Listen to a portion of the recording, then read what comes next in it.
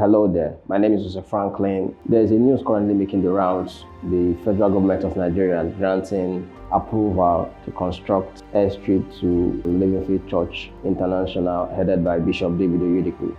And there had been several conversations on this matter, and a lot of people have different things to say.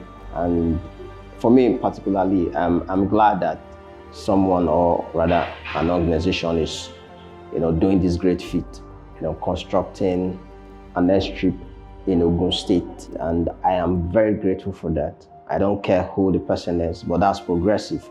And for me, as a progressive person, I always want to see progress. It doesn't really matter where it's coming from. So long as it's good for God and it's good for man, I'm good to go. I know this has become a very big conversation because it's a church that is doing this great feat, right? And that's why a lot of people have things to say about this. And the popular propaganda about big churches and pastors is that they exploit their members and they enrich themselves. Check deeply, you see that some of these people who have this ideology, so to say, they are not givers themselves. They are not even members of these churches that they criticize. But I can tell you categorically that I was born again in Winners. That was in 2012.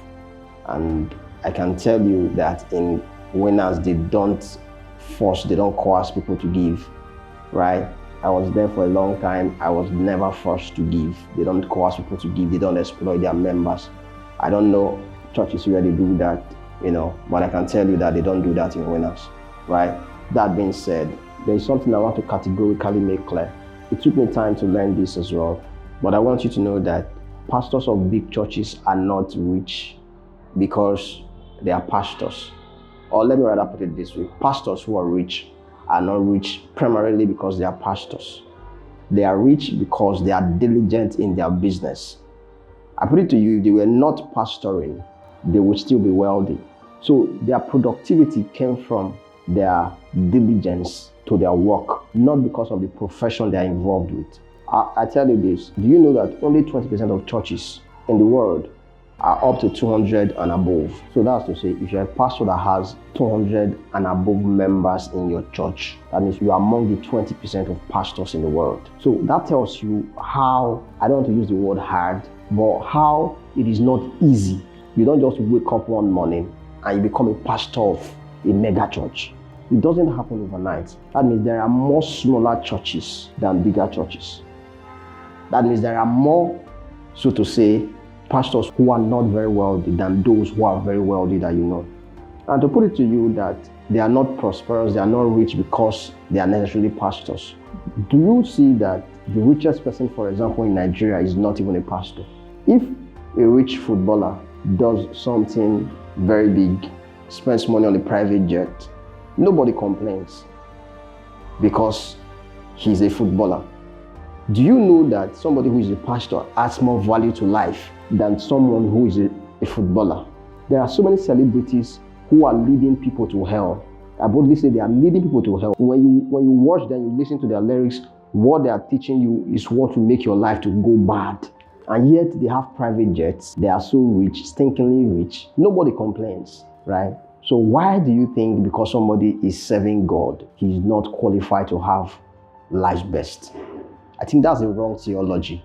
So I like to emphasize they are not rich because they are necessarily pastors. They are rich because they are diligent in their business. And I'm proving that to you, except you just want to be biased. Because you have more pastors who are not rich than pastors who are rich. Considering the fact that a church is more like a non-profit making organization, meaning you can't coerce people to give. You can't force anybody to give. Somebody can come to church and not give offerings, and yet you can't stop the person from coming. And as a matter of fact, the church does charity work more than any other organization in the world, more than any other body in the world. Go to Christ Embassy, you see inner city missions, the mega things that they are doing for the indigenous children in the world. You don't see it on the news because the goal is not to put it on the news.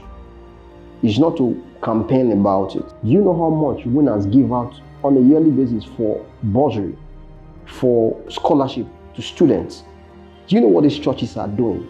Thank God there was a news that a certain secular musician gave some money to the church, and people were complaining and they were shouting, why would he give millions to church? And I was just looking at them, I was laughing.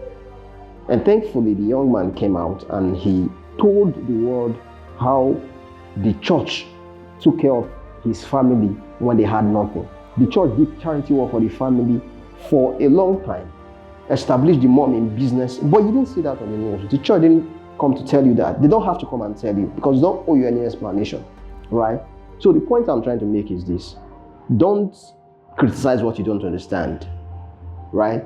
Just the same way you have the right to be successful at your business. The pastor who God has blessed, provided he has not forced anybody.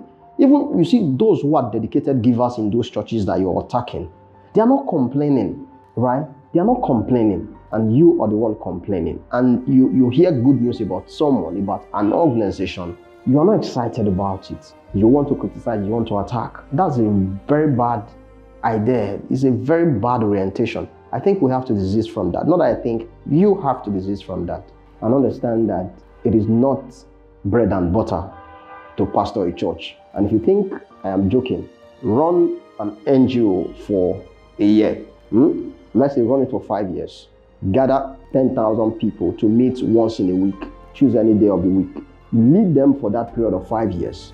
Let them trust you to a point where they cannot give you millions.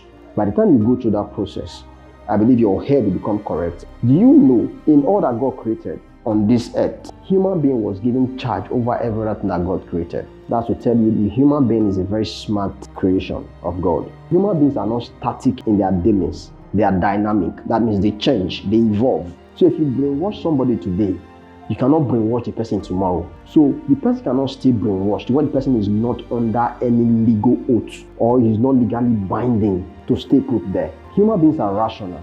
So those who are consistent in doing what they are doing, give them their flowers. You say these people are, brainwashing people. And for 30 years they've been brainwashing. Some of them for 40 years they've been brainwashing. And they've been increasing.